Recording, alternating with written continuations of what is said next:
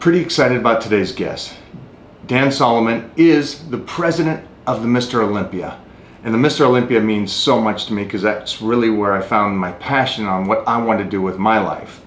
We're going to jump into some incredible stuff today, but I'm also going to ask him some hard questions. I want to know about what the governing body is doing for keeping the athletes healthy. How are they going to step it up another notch for this incredible show? But then we're also going to talk about the friendship that we've had for almost 30 years and everything he's doing beyond that. The main thing about this for you guys at home is I want you guys to be comfortable about the Mr. Olympia this year, about how muscle and fitness is going to be moving forward, about all of this, because I know this guy and I've known him for 3 decades and I know how hard he works. And I also know this, he understands that the Mr. Olympia is bigger than a show. It is bigger than just the guys competing. It is about the experience and the dreams of the legends before and the legends that are there now and all the future legends. So let's bring on Dan Solomon. Let's get into this. Let's go. We are ready. You are making something that means so much to me better, I guess you would say. Bringing it back to life, making it something epic. Not that it's ever been not epic, but you're adding to it and the connections you've made for the Mr. Olympia, for this industry, for what you're doing. You're taking it to another level. And what I love is that I've known you forever. I've known you for a long, long time, but I want the world to know who is helping make the Mr. Olympia the greatest show on earth again. Well, so give me some of that. Well, Mike, I'm going to start by this. I've done a number of interviews. When you do what I do, you've done hundreds of interviews over the years. I have never been interviewed by someone as freakishly strong as you are. So this is a new experience for me. I marvel when I go on your social media and I see the weight you just toy with. And I know you want to talk about the Olympia, and we'll get to that. But you're like a real life superhero, man. I don't know how you do it. I can only imagine this child that you and Mona have created and the strength that is forthcoming in this kid's world. We're all blown away by it. I saw you the other day, just kind of, I think you had 4 plates. You had 4 or 5 on each side, and you were just flicking it around like it was just a warm-up set. Like the rest of us warm up with a plate on each side. You kind of throw 4 or 5 plates on each side and you just goof off with it. I've never seen anything like it. And especially at 80 years old, Mike, you look fantastic. It's amazing. Thank you. Thank you. And finally, somebody got my age correctly. It's 80. It is 80. I appreciate that. And what I love about you is that I've known you for a long time, and you're always business and stuff, but you've always been the same kind-hearted person. And I realize as I get older and older again, as a kid, I was so impressed by intelligent people. And now as I get older, I get so impressed by kind individuals. And you're a very kind-hearted individual. And I think that plays into, maybe you don't even know this, but it plays into how you make deals happen and stuff, because you're just kind. It's a small and few between that are just pure-hearted. And so I just wanted to say that. I appreciate you saying that. I think one of the real lost qualities in the world is compassion. And I think if you can apply compassion to any situation and you can see the world through the eyes of other people, whether you're talking about politics or relationships or anything, the capacity to see through the eyes of the person you're talking to, sitting with, communicating with, it's vital. And I think somewhere along the way, the world stopped doing that. And it's really created a divide. So I don't think what I do is exceptional. I just think it's vital. I think it's vital for me to be able to contemplate what the world might look like through your eyes, what a deal might look like through somebody's eyes, what our event might look like through somebody's eyes. And I think to constantly be able to do that just provides a level of clarity that has served me well. And I know it's served you well as well. It's one of those things where we're in the business of mass consumption, right? Hundreds of thousands, in your case, millions of people follow the things that you do, the things that I'm a part of, and you're not going to make everybody happy.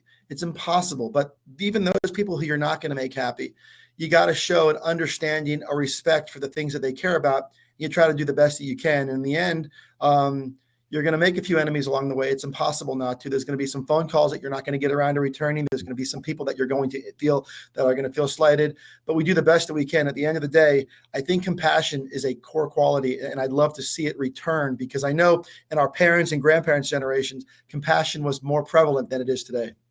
I know this just went complete turn, and everybody's watching going, I want to learn about this. Yeah.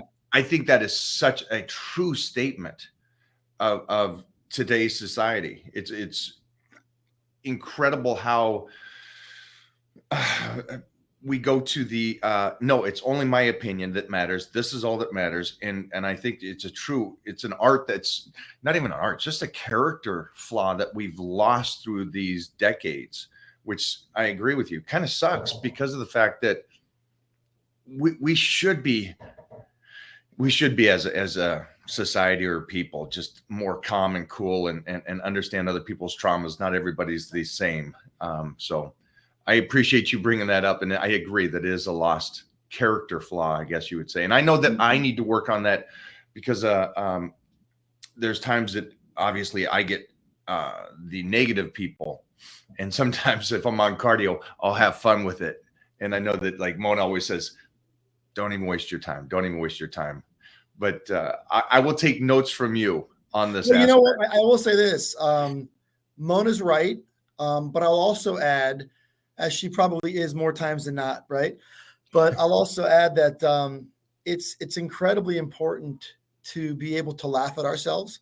I try not to take myself too seriously. I know you're the same way. If we can't poke fun of ourselves, I feel sad for folks who can't laugh at themselves. Look, let's face it. Think about what we do every day.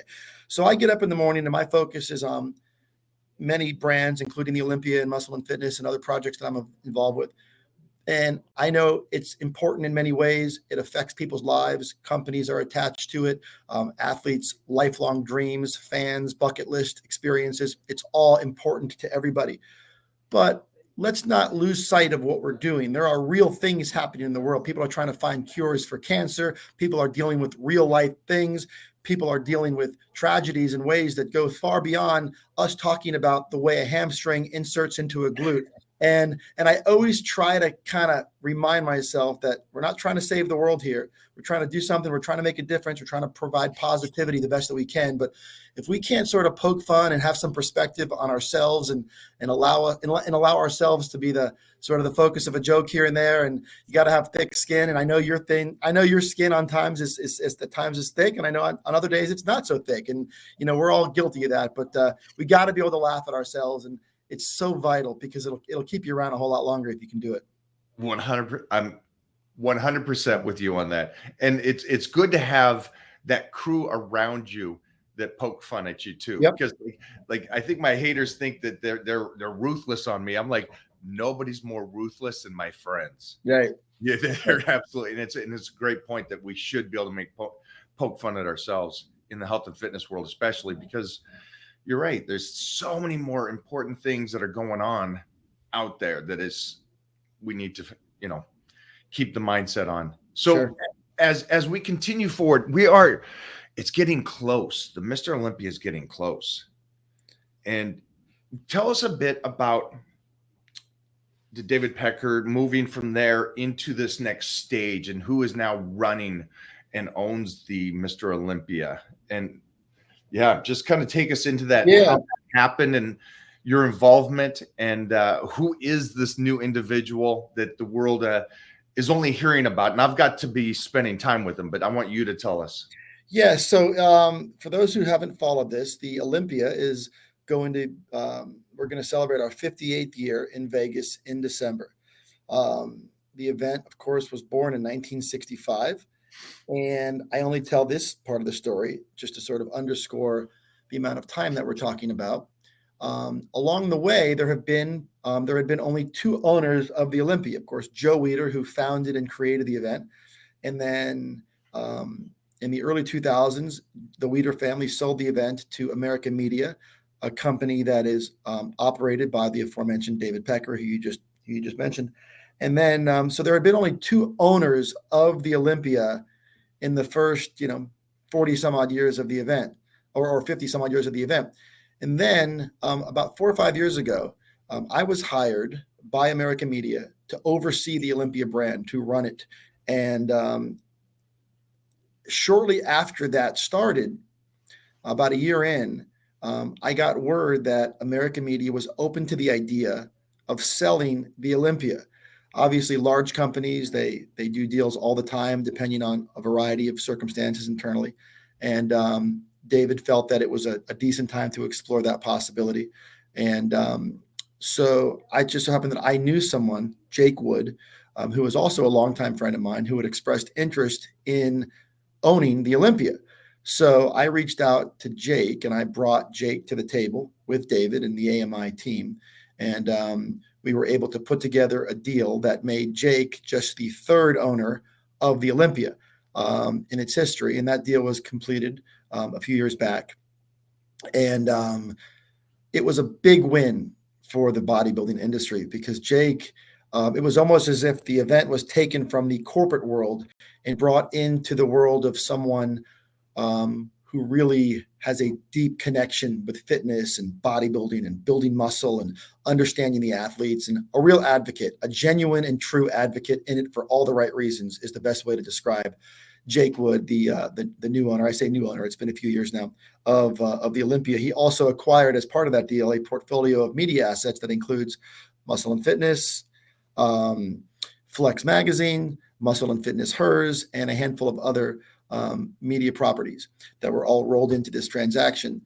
Yes, it's true that in many cases those magazines are not printed anymore. They are still very prominent media properties with upwards of 17, 18 million fit-minded followers that follow Muscle and Fitness and Hers and Flex and the Olympia.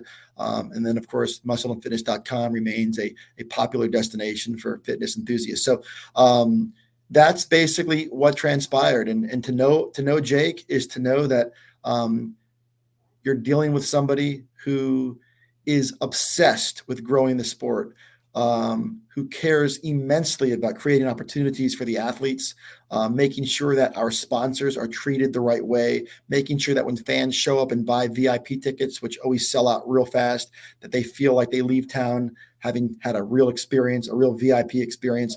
So we try to do everything that we can, and a lot of that is fueled by Jake and his love for all of this. So that's basically the short version of. I have a question for you Yeah. regarding this, because I got to know Joe. I mean, I'm in California because of Joe.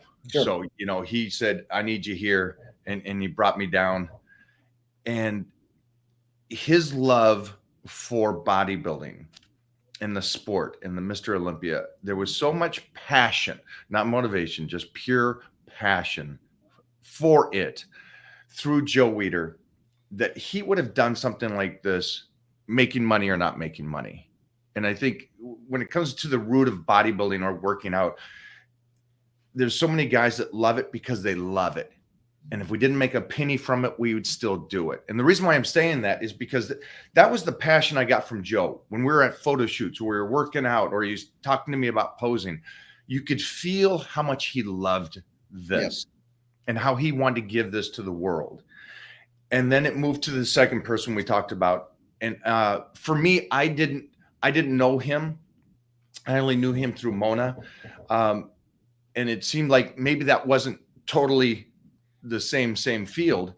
And then it got now to the new owner, and it feels like we got back to the root of where he's like, I love this stuff. Yeah. If this makes money for me, great. If it doesn't, I don't care. I'm doing this. I'm going to make this a success. I want the world to see this.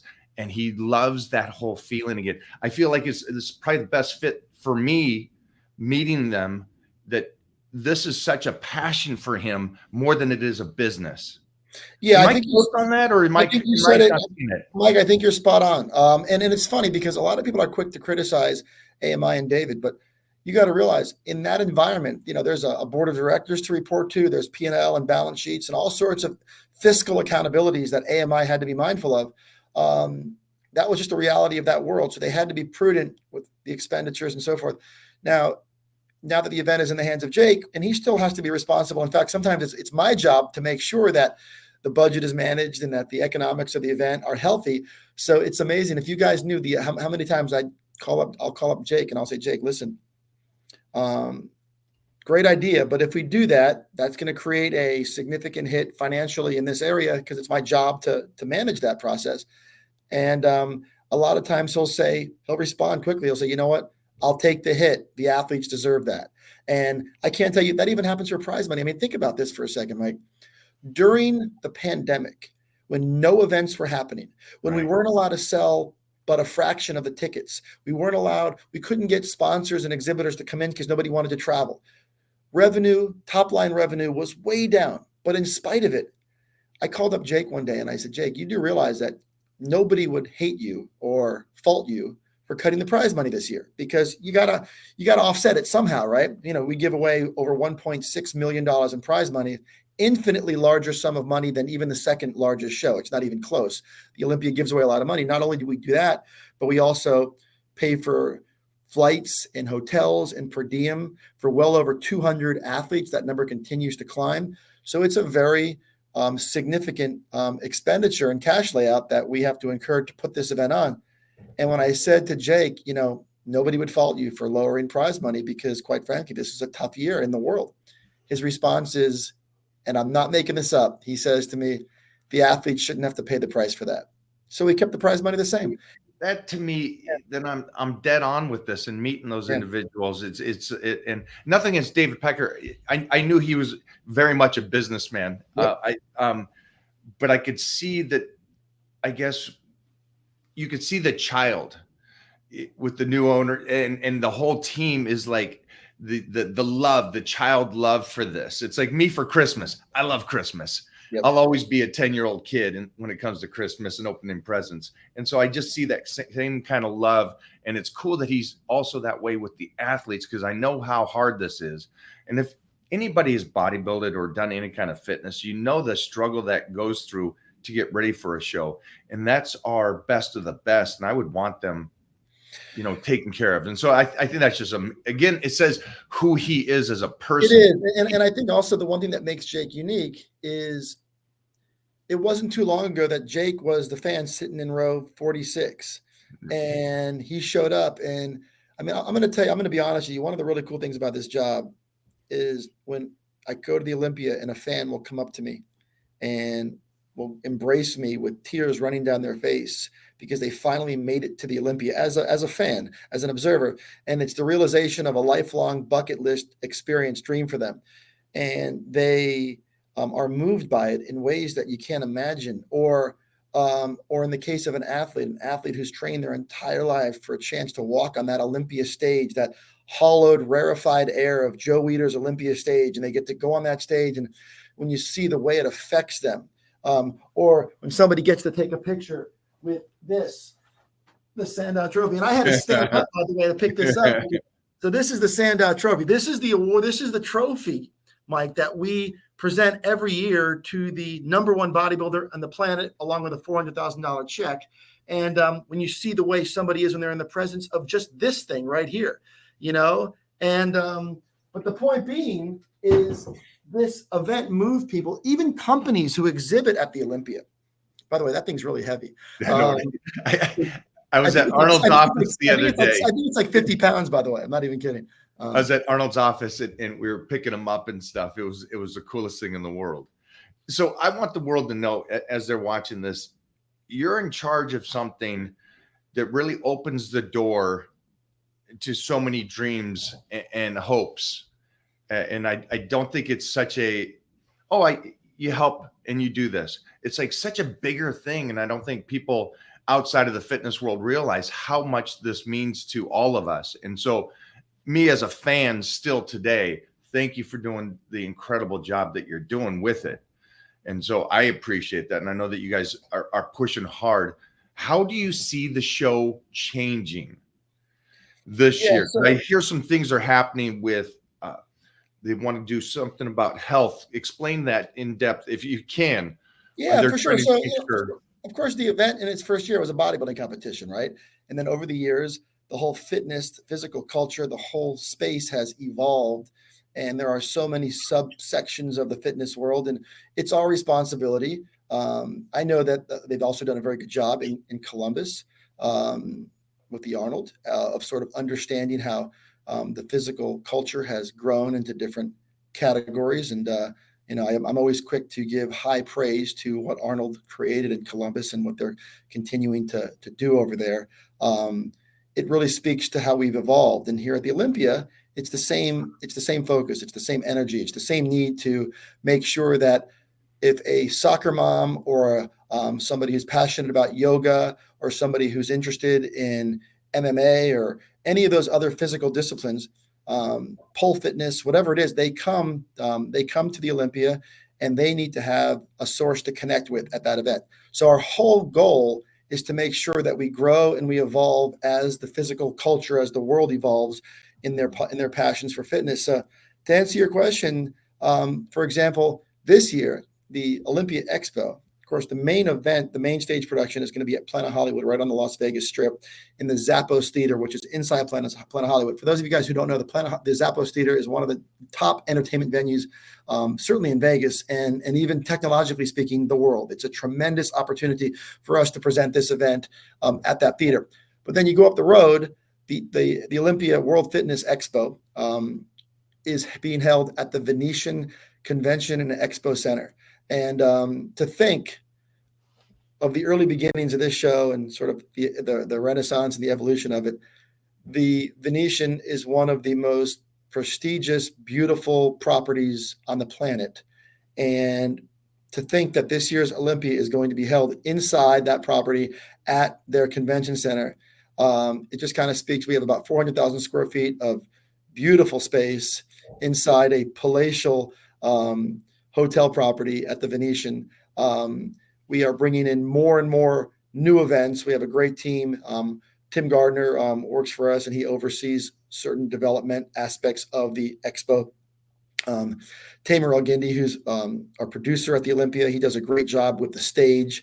And we just have a team in place that really just taps into all the latest technologies, all the latest advancements in production and staging and trade show planning and all that. So we're just gonna, it's gonna be a next level experience. So when you get there, and I know you'll be there, Mike. You're gonna see something pretty incredible. And that speaks to how popular the event is. I mean, we put VIP tickets on sale, and in a month they're all sold out. Our exhibitor booths are going fast. There are still some opportunities to exhibit if you guys want to do that. Also, there's just constant growth in sponsorship. Last year, we set a record. We had more sponsors at last year's Olympia than we've ever had in the 57-year history of the event. So we continue to do things. And we're also getting a lot more celebrity interest, which I know you'll appreciate because you're plugged into all those guys. And you look at the front row at the Olympia and you see a lot of sparkling celebrities, or you walk through the expo and you see guys named Mark Wahlberg. And, I was checking your picture out with Mark and everything. I love it. Yeah, we're very fortunate that those folks are interested, and they're interested not because we force them to come. They love it. They come, they get excited, they attend the show, they stay till the end of the show. They don't leave early. They don't just jump in, make an appearance, and leave.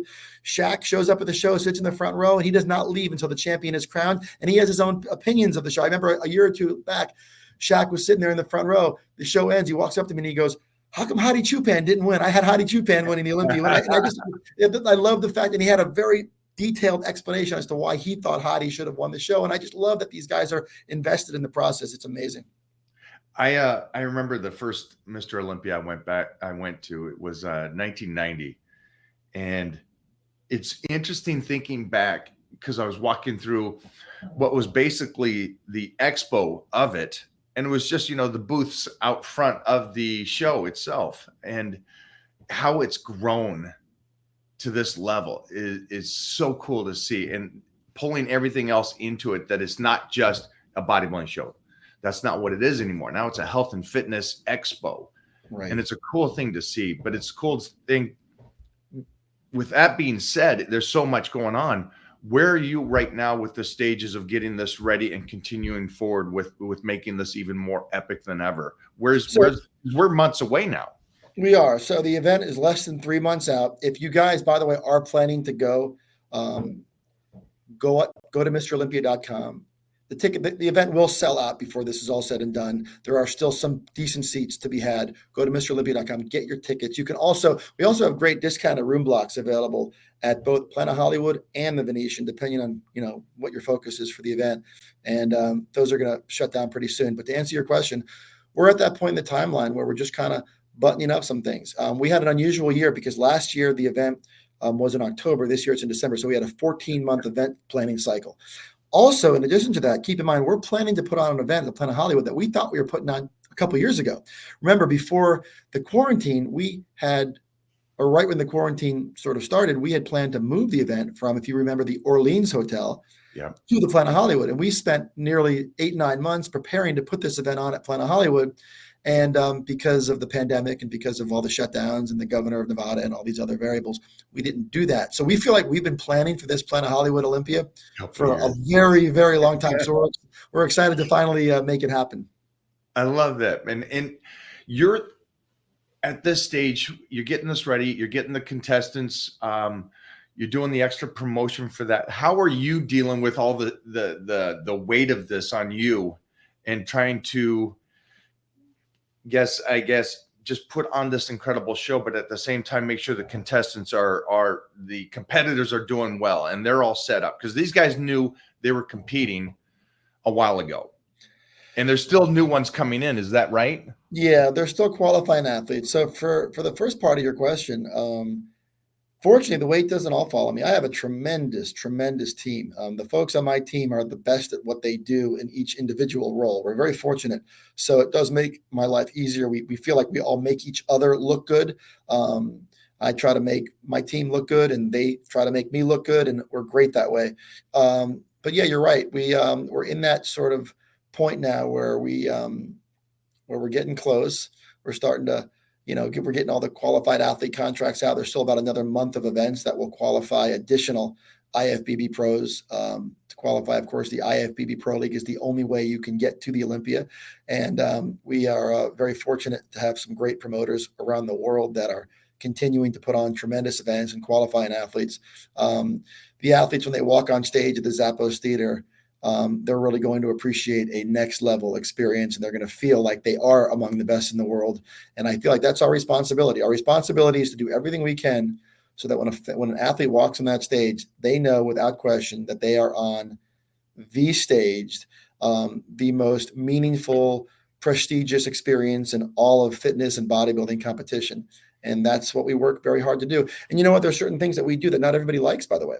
I remember when I took the job, Mike, remember how we used to go to bodybuilding shows and we would always say, God, this is boring, right? We would often say how boring it is. We do that because, let's face it, there's a lot of elements to bodybuilding that can be very boring. Let's not pretend otherwise.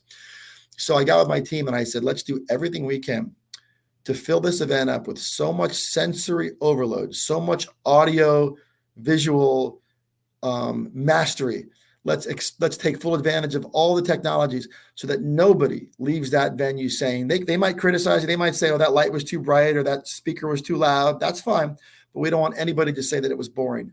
And I'm very proud to say that no longer happens. When you come to the Olympia and you're spending a lot of money on a VIP package or an individual ticket, we want to make sure that you leave there and you feel like you just saw something experiential and powerful and something that will really fuel an entire year's worth of workouts after you leave. And we're really proud to be able to do that. Now, some people who watch it at home, they have issues with contrast or backdrops or lighting or certain things. And we understand that. And we're trying to work on, there's two audiences. There's the audience in attendance and there's the audience at home. And unfortunately, it's a very different expectation in terms of what we have to deliver. It's a really unique sport. It's a unique event that the experience watching at home or behind the lens of a photographer, it's so extremely different than sitting in the stand in the seats. And our priority is always going to be to the people who get on airplanes, book hotels, buy expensive tickets, quite frankly, and sit there and watch the show. Our priority is always going to be to those folks. And we always get rave reviews from the people who attend the event about the experience. Sometimes people at home feel differently. We do have a pay-per-view, and we're trying to continue to upgrade those technologies. So it gives people around the world a chance to watch the Olympia on pay-per-view. So we hope you guys who can't make it will do that this year. But we're trying to up our game in every way possible. I have now I guess a possible sensitive subject, but I Sure. think it's something that needs to be discussed. And I don't know if you're the man that does this, or has a voice in this aspect, but you got the ear of the man that owns it. So health and fitness, bodybuilding, especially bodybuilding, it seems to be getting the other side of it is, are they getting too big? That's always a statement. Are they healthy? Are they being governed in some sense to make sure that they're healthy? And I guess I'm one of those athletes that I am going to push it. And so my team around me is like, okay, hey, today let's back it off a little bit. You're going a little too hard or something. Where does that lie with you guys in the Mr. Olympia and muscle and fitness, actually, with the whole thing, with that whole enterprise? We want to have the very best, but we want them healthy as well. Is there any kind of governing that you guys are going to do or want to do to kind of keep these guys a little bit in check? Because athletes are athletes. And if anybody's watching this and doesn't think an athlete's going to push themselves as hard as possible, that's just doesn't make sense. That's what athletes do. So talk to me, is that something that you can speak about? Of course. Look, there's no topic that, we are silenced on. We can talk about anything we want. And I'll say this, for starters, my personal view on the whole thing has always been this. I view it much the same way that, when somebody is waiting to get online at an extreme roller coaster or is contemplating skydiving, I always say, let's start with this right off the bat. Let's make sure we're healthy before we even start. That's the first thing. And that's why we always talk about how people need to get blood work and they need to just understand what's going on in their bodies, make sure they're healthy. Because you'll find that in a lot of cases, people whose bodies are not equipped and are not healthy enough to take on this lifestyle. Let's face it, bodybuilding at this level, it's extreme and it's a lot. It's a 24/7 extreme experience on the body, mentally and physically. It's a lot. It takes over your life in a way that no other sport does. So I always say that if you get into this sport, let's start by making sure that you have a clean bill of health and that you're healthy and that your heart's strong and that you're physically qualified to take this on. I'll be honest with you. I've never been much of an endurance guy. I've never have been. I go to the gym, I train, I do the best that I can, but I'm not an endurance guy. And I have friends who run marathons and Ironman triathlons, and I wouldn't even attempt to do that because I don't believe that I am physically strong enough to do something that extreme endurance-wise. And if I did, midway through that, you'd probably get a phone call that, Dan didn't make it, and I say that in a serious way. Yeah. So my suggestion is twofold. One, let's make sure if you're taking on this lifestyle that you're healthy. That's the first thing. And then also surround yourself by guidance, coaches, gurus, whatever word you want to call it, from those who are qualified, that those who understand how to provide healthy, intelligent counsel as to how you should prepare to do all this sort of thing and to take on this lifestyle. So those are the things that I always focus on, is make sure you're healthy before you start and make sure you surround yourself by people who can provide intelligent, safe guidance. And I think those are the first two things that, I always focus on. With the Olympia being the top dog in competition, what do you think about, because, bodybuilding has always been my route, I like the big boys. I like the Sure. creation that they're making, something so unique, but this classic has really come into its own, the classic bodybuilding. And it's interesting because I just think of the Bob Paris, the Barry DeMay, even Lee Haney, who is bigger than I am. They consider that classic, even though those guys were very large people. Yep. What do you think about the classic and how it's helped, or has it helped the industry? Oh, I love it. Platform. I love it. I love the classic division. I think the beautiful thing about what Jim Mannion and the NPC has created is there's 10 divisions now. There's 10 divisions, and each division provides an opportunity for athletes with different body types to compete. And there are certain, obviously, like take a look at the wellness division. Like obviously they have that lower half thickness, right? And that's a genetic thing. You have that or you don't. And prior to the advent of the wellness division, there was no way for these beautiful, well-conditioned, ultra muscular women who don't look like bodybuilders per se in the present sense to compete. So with classic physique, I know there's a lot of people, myself included, sounds like you as well, really appreciate that era where physiques looked more traditional and classic, if you will. And we all connect with that time. And the fact that the classic physique division has provided an outlet for fans who love that look and also for athletes who, are able to deliver something. Chris Bumstead, Mike, is really popular. And I mean, really popular. I have a 15-year-old son who's in high school, and his friends think Chris Bumstead is Mr. Olympia.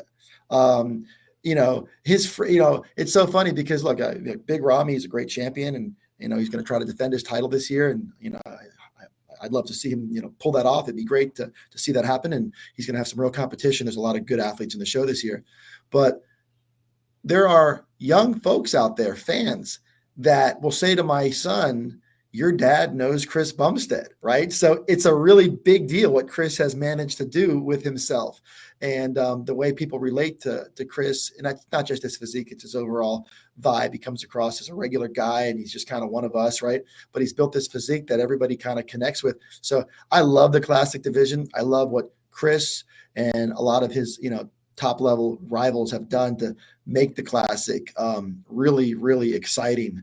And look, the more divisions that we can create to keep people connected and close, that's important. I agree with you. And I agree that Chris is a great role model for not just his classic physique, but also just for health and fitness and bodybuilding. For sure. A very down-to-earth guy, good personality.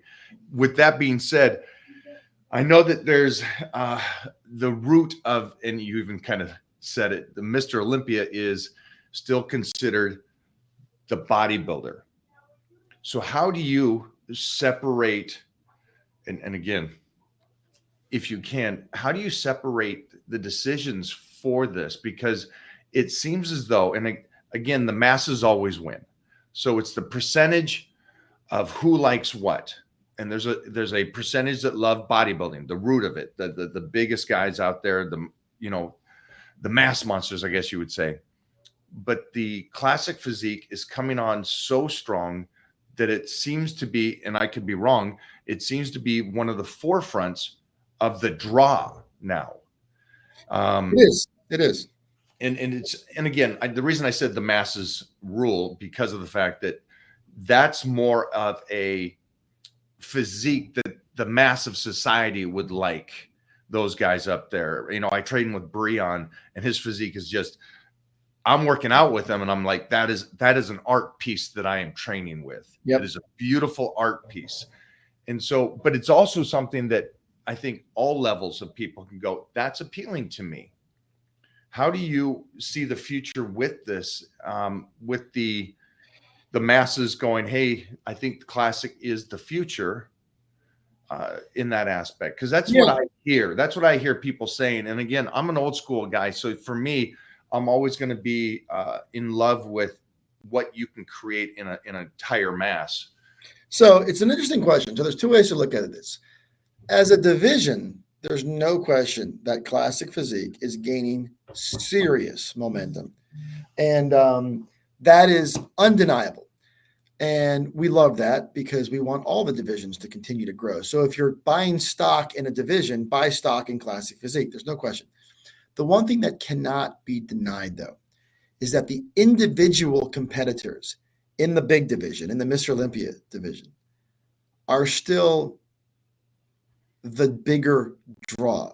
Most people, if I were to survey random bodybuilding fans and I said, name the 8th best classic physique athlete in the world, they wouldn't know where to go with that. On the Mr. Olympia side, there's a much better handle on the celebrity of those contenders. So the Mr. Olympia, analytically for us, we know is the big draw. Now, we recognize that Chris Bumstead, Breon is a great example as well. There are some obviously very popular competitors in that division.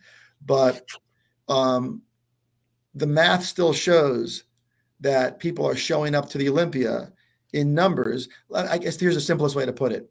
If we canceled the Mr. Olympia from this year's Olympia and you watched what would happen to those ticket sales, as opposed to canceling the classic physique division, which will be incredibly disappointing, by the way, the impact is going to be felt far more significantly if the Mr. Olympia division, the big division, went away. It still is the draw. It is still the division that fills the seats. I think classic is extremely popular and it's enjoying tremendous momentum, and it's not going anywhere, and it's going to continue to grow. And who knows, maybe at some point the conversation might change, but I don't think there's any denying now that the Mr. Olympia is still the division that has the most significant impact economically and in many other measurables than any other division. That's great feedback, because I'm now around, obviously most of the guys that grew up with me and were with me aren't training as much anymore relative to these young 20s, teenagers and 20-year-olds that I work out with a lot of the time. And those guys, new generation, they like their thing. So it's good feedback that you're letting that out there, that it's still, the numbers are showing that the big boys pull it in, which makes me kind of happy, because I'm an old school guy, and I like that. I like the grit of that size. And how great is it? How great is it that if you show up to the Olympia finals on Saturday night, you'll get to see the Mr. Olympia, you'll get to see classic physique, and you get to see men's physique and the bikini division. So there's something for everybody. And I think what we need to stop doing is comparing or trying to understand where the trends are. I know that's fun to do. Everybody wants to do that. Everybody wants to compare and what's better and what's more popular. Look, what's amazing is that the Olympia and other events are continuing to grow. There are more than 250 NPC sanctioned events outside the US now, around the world, not including the US events. Yeah. The numbers have never been better in many measurables. There's just so many great things happening. Jim and his team and Tyler and Robin and the whole crew, they're just growing the sport around the world. We're trying to do our part with the Olympia brand. The Olympia continues to grow around the world. There are now 12 amateur Olympia events that take place in countries around the globe. So it's all collectively added up to something that is becoming just massively popular, and it's creating opportunities for so many parts of the fitness industry. And, there was a time when people would say, companies would say, I don't want to go to the Olympia because it's a bodybuilding world. That's not what we're about. And that's not anymore. That's not happening anymore. They're coming because they want to just be a part. We have movie studios that want to release their films at the Olympia. They want to preview their films because they want to connect with our audiences. We have the company that just came on as a company called FitBurn. They just came on as a major presenting sponsor for Olympia weekend. They're a crypto company. They're not even tied to the fitness industry, but they understand the value of this audience. So what we're building is something that's becoming so popular because of all the divisions that I don't need to waste my energy comparing, what division is more popular than the other. I think we have created a massive showcase event, and I think the world has responded through ticket sales, through sponsorships, through exhibitorships, and I'm just proud of it. And that's why I don't spend a lot of. It's fun to explore the question, right? Because I love the world of hypotheticals. I do that all the time. In fact, I have some pretty psychotic hypotheticals that I play out when I'm sitting at a bar having a beer with my buddies, and we can do that all day, and it's a lot of fun. But on the business side, it's not about choosing. It's just about celebrating all of it. See, and you're also seeing the numbers and the fans and what they want to see. I hear the other side. I hear the social media side of this, and this is where I want to go with it. All these individuals and stuff. So I hear that side of it. But again, we're just talking about a couple classes here. We're not even talking about bikini, which is incredible. The figure girls. There's so many classes now. It's amazing. There's so much you've done, and we didn't even really scratch the surface. You're running this. You got an incredible team. You did the movie as well, and that is how you put that whole movie together. From what I understand, there was a team. So in all fairness, the Eric Weider and the Weider family, they were behind it. They funded it. Steve Jones, a tremendous producer who's done a lot of big projects. He was sort of the lead on the lead producer, I guess you could say. There was a lot of people who are smarter than I am that, made that thing come to life. I happened to be at the table on day one when I looked at my fellow producer and I said, it was a few weeks after Joe had passed. And I said, what a great story this would be. This would make for a great movie. Joe, the story embodies everything. He came from the slums of Montreal and dealt with poverty and anti-Semitism. And, that was back when athletes looked like Babe Ruth and nobody understood muscle and there weren't gyms anywhere and there were no supplement companies. And Joe had this vision for an industry, for a world. And we wanted to capture that story and tell it the best that we possibly could. And we had a great director named George Gallo and a real A-list, crew involved. And we were able to shoot this movie and get it released. And we're really proud of it. It just goes to show that, this industry is important to the world. It really is. People watch it, and especially now with all the new divisions, you might go to the office one day and your friend's sister is a bikini competitor, or, it used to be where you only knew somebody in this industry if you knew somebody who had big, wide lats or looked like you, Mike, but it's not the case anymore. There's just regular women who are, and men, and just trying to overcome all sorts of things and overcome health issues and personal issues, and they set goals. I was at a show this past weekend in Orange Beach, Alabama, and there was athletes that walked on that stage that looked nothing like a prototype competitor. They obviously were there because they were trying to prove something to themselves, and it was such a beautiful thing to see. And I could only imagine the vulnerability and the fear that was within them as they were walking out on that stage, but they did it because they had something to prove to themselves. And it was just such an emotional thing to see. And those are the stories that I love. Yeah, sure. Is it fun to talk about Big Ramy and Chris Bumstead? Of course it is. But I love talking about the guy who just lost 100 pounds and was, on the brink of death and decided to change his life and set a goal for himself to walk on a stage and compete in front of a table full of judges and a room full of strangers. And it's an incredible thing to see. And that's what keeps me going in this is the real people with real stories who take on this lifestyle because they're trying to save their lives. That's funny because two things on that. I just finished a movie called Magazine Dreams. And so we're getting set up, and you're talking about the individual that you don't know what they do and stuff. And so the makeup artist is getting ready for a show in 2 weeks. And she's like, oh, this is cool working with you. I'm getting ready for a fitness show, a figure show in 2 weeks.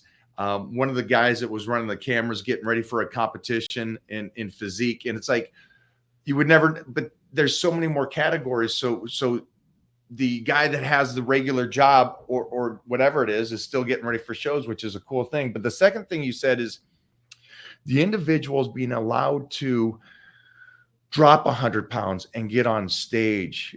That will be the root of, for me, hearing I helped a client or somebody get from 400 pounds. We got a guy down to 220 and he's going to compete. He was 400 pounds during lockdown, and now he's going to compete. And so I hope the people out there that are doing this in health and fitness and paying attention to this, when you can help somebody, that just gives.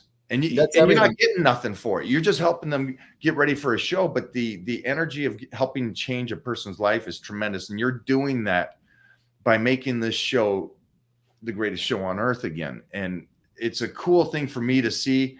You're working so hard at this, and the crew that you have and the new owners coming in and doing right by this show. I think that's the best part about it. Someone didn't take it over that's just going to tank it or make money from it. They're doing it because they so love it.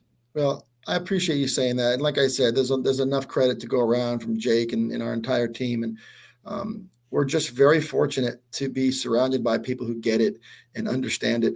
And even folks like you, Mike, you've always been so supportive of all of this stuff, and you've taken things in your own unique way, in ways that not everybody agrees with, but that's okay, right? I mean, you do a lot of things that are really positive for the sport. You inspire a lot of people, and I love when I hear people debate aspects of you and your approach. And there's probably no greater flattery than when people debate whether or not you're a real human being or not.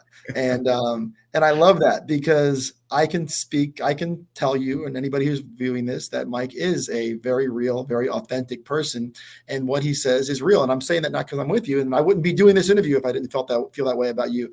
Your story is incredible, and you've been doing it at a very high level for a long time. And strangely enough, and I don't even like doing this. The only reason I don't like doing this interview with you right now is because, for those of you who don't know, so right now I'm looking at a split screen. I think everybody's probably seeing it that way. So I have to look at your face while I look at my face. And of course, you're this chiseled, structured thing that like is built in a lab somewhere, and I'm just a regular guy. And I got to be honest, I don't think I like the way my face looks on the screen next to yours. So hopefully your producer could do something where we're not shown at the same time ever, because we didn't want to tell you that I'm already CGI'd. They Photoshopped me, so don't even stress that. Right. You've done a great job of keeping yourself young and also continuing to impact the industry in a really cool way. So I'm really grateful that you would invite me to come on your show. Congratulations. I know it's gaining all sorts of momentum. I know your fans love hearing from you, and it was a lot of fun. I enjoyed being here. I love it, man. So tell us again the date of the Mr. Olympia. So Olympia weekend is December 15th, 16th, 17th, 18th. Tickets are on sale now at MrOlympia.com. It is right in the most central part, the sweetest part of the Las Vegas Strip, right at Planet Hollywood, and a great location up the street from the Venetian, where the expo will take place this year. There are still some good seats left, so do that. Get your hotel rooms booked, get your flights booked, and Mike wants to see you guys out there in Vegas. I will be there. I will be doing a lecture at the Muscle and Fitness booth on one of the days. So I am looking forward to seeing everybody. And then we will have a booth there too. I will be there. Titan will be there. Mona Mearson will be there. And Stryker will be there meeting the fans. And we wouldn't miss it for the world. I think what Mike's trying to say is everybody's going to be there. So you guys need to get there too. That's pretty much what you're saying, right? Exactly. I'm saying that. And also it's during that Christmas time. And so it's a good celebration. And if anybody comes out and just make sure to say hello to me. But again, you guys are doing an incredible job over there. You guys are, man, it's an amazing thing to feel that energy again with the show coming up in December. See, I love that it's close to Christmas. So I get like 2 Christmases. I get the Mr. Olympia, and then a couple weeks later we get the Christmas. So it's fun because some people criticize it. They didn't like the idea of it being in December, but I thought, man, what a cool, first of all, to have that Vegas element merged with that holiday element, merged with the fitness bodybuilding Olympia element, and kind of experience all that together a week before Christmas. What a cool way to end the year. What a great holiday gift, by the way, to give somebody as well. I agree, because it was always at the end, of the season for, back in the day. And so it's like, it's perfect for me. Yeah. So if you guys don't like it, forget you. It's perfect. It is perfect. You're incredible. Again, Mona's over here saying hello, and thanks for taking time today. Thanks, Mike. I appreciate it. And I got to get your address because I got to send you out some Titan gear. We got to get you set up with some of our new muscle and fitness apparel. We got a whole bunch of new stuff in. You guys can get the Olympia merch at MrOlympia.com. But we'll have to do a nice gift swap this year, Mike. I'll put down some information for you guys to get this sweet jacket as well. And again, thanks for taking the time today. My pleasure. Thanks for having me. That is my guy, Dan Solomon. Thank you for taking time today. Everybody, please subscribe to my new show here on Generation Iron. It is hitting. And also, thank you for the feedback that you guys are giving me. I love it. I love that we're giving you guys some information. Understand this. I've known this man for 30 years. And the funny thing is, a lot of the people I'm bringing on, I've known for 3 or 4 decades. I would like to bring on more of those people, but I want to hear from you guys at home. What do you want me to sit down and talk to? The new guys, the old guys. I want to try to keep this relevant for what you kids want to see today, but I also want to show you the history of what the Mr. Olympia, what muscle and fitness means to the industry, what these guys that have been in the trenches for decades bring to the industry. But I'm willing to listen to what you guys have to say. Let's do it all. Thank you guys for everything. Next week, an incredible guest again.